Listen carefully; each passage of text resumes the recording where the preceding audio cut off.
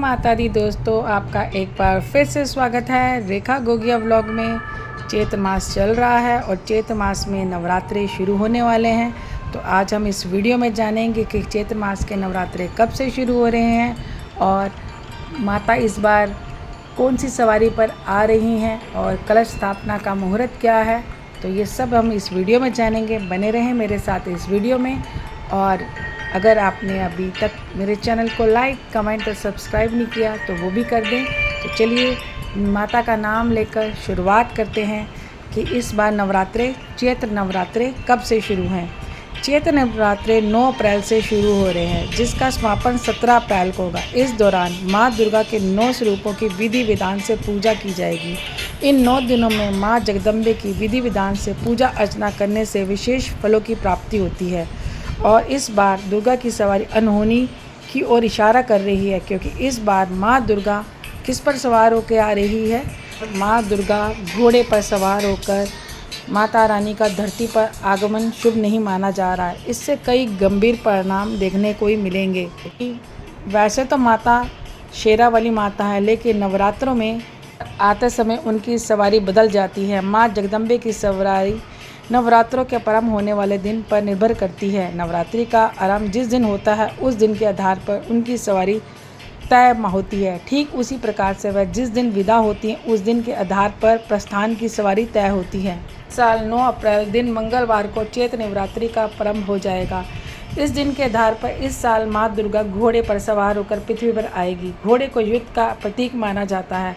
माता का आगमन घोड़े पर होता है तो समाज में अस्थिरता, तनाव, अचानक बड़ी दुर्घटना, भूकंप, चक्रवात, सत्ता परिवर्तन, युद्ध आदि की स्थिति उत्पन्न होने की संभावना होती है। जबकि माता रानी हाथी पर प्रस्थान करेंगी। हाथी की सवारी काफ़ी शुभ मानी जाती है, जिससे माता रानी भक्तों को सुख समृद्धि देकर विदा होंगी। अलग अलग बार के अनुसार नवरात्रि में माँ जगदम्बे के वाहन डोली, नाव, घोड़ा, भैंसा, मनुष्य व हाथी होते हैं। इसलिए अब हम बात करेंगे दुर्गा माँ की पूजा कैसे की जाएगी। इस बार माता घोड़े पर सवार हो के आ रही हैं, जो शुभ नहीं माना जा रहा। ऐसे में इस नवरात्रि में माता की पूजा क्षमा अर्चना के साथ किया जाना आवश्यक है। प्रत्येक दिन की पूजा करने के बाद क्षमा प्रार्थना करने से माता प्रसन्न होंगी और शुभ फल देंगी। नवरात्रि के पहले दिन कलश स्थापना की जाती है। इसे घट स्थापना भी कहते हैं। नवरात्रि के शुरू होने पर घट स्थापना एक बहुत महत्वपूर्ण अनुष्ठान होता है। इसके साथ नवरात्रि में अखंड ज्योत का भी विशेष महत्व बताया जाता है। नवरात्रि में इसके बिना पूजा अधूरी मानी जाती है। अब हम जानते हैं घट स्थापना का मुहूर्त। 9 अप्रैल सुबह 6:02 पर सुबह और 10:16 4 घंटे 14 मिनट में घट स्थापना की आप जो मुहूर्त है, आप अपने घर में कलश की स्थापना कर सकते हैं।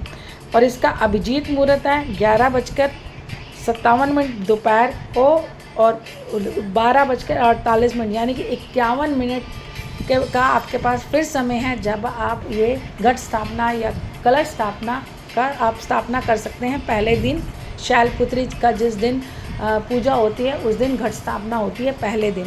जानेंगे कि अष्टमी कब मनाई जाएगी। नवरात्रि में अष्टमी तिथि का विशेष महत्व होता है। इस बार चैत्र नवरात्रि की अष्टमी तिथि 15 अप्रैल को दोपहर 12:11 से शुरू होगी और इसका समापन होगा 16 अप्रैल को दोपहर 1:23 तक होगा। नवमी का कौन सा दिन है? नवमी की तिथि पर माँ दुर्गा के 9वें स्वरूप यानी कि सिद्धि दात्री की पूजा होती है। इस साल चैत्र के महीने में नवमी की तिथि 17 अप्रैल को पड़ रही है। के महीने में पड़ने वाली नवरात्रि को प्रगट नवरात्रि के नाम से भी जाना जाता है। नवरात्रि में माँ दुर्गा के 9 स्वरूपों की पूजा अर्चना की जाती है। पहली शैलपुत्री, दूसरी ब्रह्मचारिणी, तीसरी चंद्रघटा, चौथी कुशा मांडा, 5वीं स्कंद माता, छठी कात्यायनी, 7वीं कालरात्रि, 8वीं माँ गौरी और 9वीं सिद्धिदात्री। रात्रों के बहुत ज़्यादा फ़ायदे भी होते हैं। तो क्या फ़ायदे होते हैं? चैत्र के महीने में पड़ने वाले नवरात्रि को सेहत की दृष्टि से भी बहुत विशेष माना जाता है। फागुन मास के बाद पूरी वातावरण जो होता है तेज़ी से, यानी कि मौसम तेज़ी से बदलता है। तेज़ हवाएं चलने लगती हैं, पेड़ों से पत्ते गिरने लगते हैं। मौसम में भी तेज़ी से बदलाव देखने को मिलता है, जिसका प्रभाव मन, मस्तिष्क के साथ संपूर्ण शरीर पर भी पड़ता है। इसलिए इस महीने में पड़ने वाले नवरात्रि में व्रत, उपासना, साधना का विशेष महत्व होता है। जो लोग इसका पालन करते हैं वो निरोग रहते हैं। इससे शरीर को एक नई ऊर्जा मिलती है। यही ऊर्जा सफलता में सहायक होती है और कार्य क्षमता में वृद्धि करती है।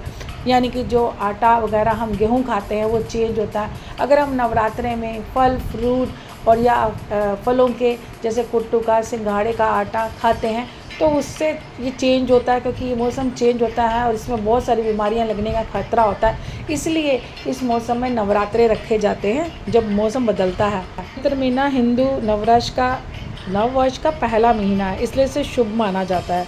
इसके बारे में कहा जाता है कि इस महीने के लिए सात्विक और धार्मिक कार्यों को करने में जीवन में सुख समृद्धि प्राप्त होती है। इस महीने में सादा करने से सिद्धि प्राप्त होती है। दुर्गा के 9 स्वरूपों को समर्पित ये महापर्व बड़ी शुद्धता की दृष्टि से बहुत महत्वपूर्ण है। इसलिए नवरात्रि में नियम, अनुशासन, स्वच्छता आदि का विशेष ध्यान रखना चाहिए। शास्त्रों में इन 9 दिनों के जो नियम बताए गए हैं कि सात्विक भोजन लेना चाहिए, तामसिक और मांसाहार आदि का सेवन नहीं करना चाहिए। इसके साथ नशा, शराब आदि से भी बचना चाहिए। जो लोग व्रत रखते हैं उन्हें ब्रह्मचर्य का पालन भी करना चाहिए। हम जान लेते हैं कि कलश की स्थापना करेंगे तो इसके नीचे क्या रखना चाहिए। नवरात्रि के पहले दिन कलश की स्थापना तो हम करते ही हैं। अब कलश के नीचे चावल के दाने रखे जाते हैं। चावल यानी अक्षत को नवरात्रि के अंतिम दिन व्रत के पालन के बाद कलश को हटाने के बाद इन चावलों को घर, दुकान या जहाँ पे भी आपके काम करने के स्थान है वहाँ पे छिड़क देना चाहिए। कहा जाता है ऐसा करने से धन संबंधी दिक्कतों से हमें छुटकारा मिलता है। आप नवरात्रि में कुछ उपाय कर सकते हैं जो आपके घर में अगर परेशानियां आ रही हैं तो इस नवरात्रि को आप ऐसे ना जाने दें।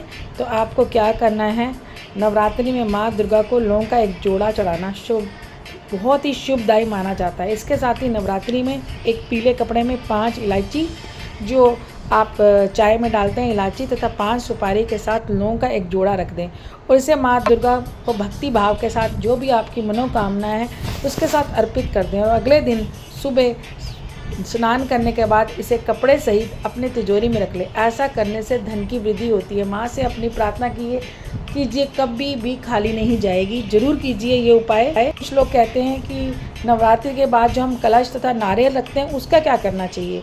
नवरात्रि का जो पारण विधि पूर्वक करना चाहिए। कहा जाता है कि कलश पर रखे नारियल को विधि पूर्वक पूजा करने के बाद किसी पवित्र नदी या बहते हुए पानी में प्रवाहित करना चाहिए। या नवरात्रि में जो स्थापित कलश का जो पानी है जो व्रत समाप्ति के बाद उसे घर के कोने में छिड़काव कर देना चाहिए। अगर आपने उसके ऊपर सिक्का रखा है उसे लाल कपड़े में लपेटकर जहाँ पर आप रुपए रखते हैं वहाँ पर रखना चाहिए। तो ये थे घट स्थापना का शुभ मुहूर्त और घोड़े पर सवार होके आ रही है उसका क्या क्या असर पड़ेगा देश में विदेश में। तो इसलिए ये जो आपको मैंने बोला है कि उस दिन आप माँ से प्रार्थना कीजिए कि हमारे जीवन में कभी दुख ना आए और ना जीवन में आए ना हमारे देश में आए। तो अगर ये वीडियो अच्छी लगे तो लाइक, कमेंट और सब्सक्राइब करना ना भूलें और कमेंट में जय माता जी लिख दीजिए। आपका बहुत बहुत धन्यवाद वीडियो